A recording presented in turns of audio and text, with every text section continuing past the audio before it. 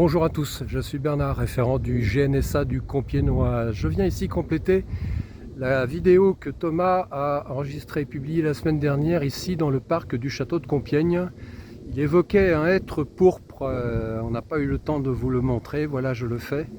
Voilà cet arbre absolument magnifique qui a au moins 150 ans et qui est même labellisé arbre remarquable. Vous connaissez sans aucun doute le travail de cette association qui a pour but de valoriser notre patrimoine arboré le plus exceptionnel et d'attirer notre attention, celle des élus, des professionnels et des citoyens sur ce patrimoine.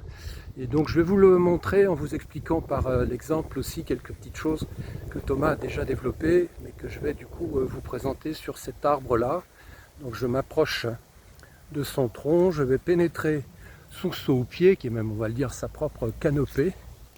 Vous découvrez cet arbre majestueux dont la circonférence de tronc est de plus de 3,50 m, une hauteur de plus de 35 mètres, donc un arbre extrêmement vénérable qui a été planté à l'époque de Napoléon III. Vous voyez qu'autour de lui, ici, sur cette circonférence qui est protégée de la lumière et du soleil, qui est donc pour lui évidemment son havre, eh bien tout a été tondu, raclé même, et c'est bien le souci, c'est que en passant ici, les tondeuses, souvent autoportées, vous savez, les petits tracteurs, arrachent l'écorce, ouvrant évidemment la porte aux pathogènes. En même temps, en venant ici, alors que c'est quasiment invisible de l'extérieur, avec ces pelouses, et également celles sur lesquelles je me trouve, ne sont pas autorisées évidemment à la marche. Donc je prends ça juste pour vous montrer ce qui se passe ici.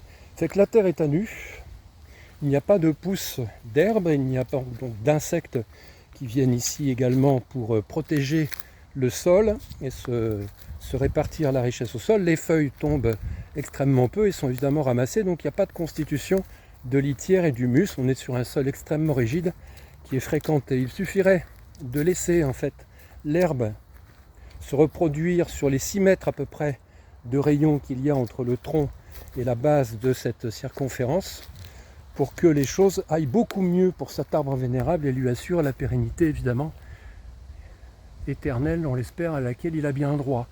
Comptez 6 fois le diamètre de l'arbre comme étant la bonne distance de protection pour que le collet ne soit pas justement raclé et abîmé à l'occasion des différents travaux d'entretien, que ce soit de votre jardin bien sûr, si vous êtes vous-même jardinier, ou quand vous êtes professionnel, des espaces naturels auxquels dont vous avez la charge.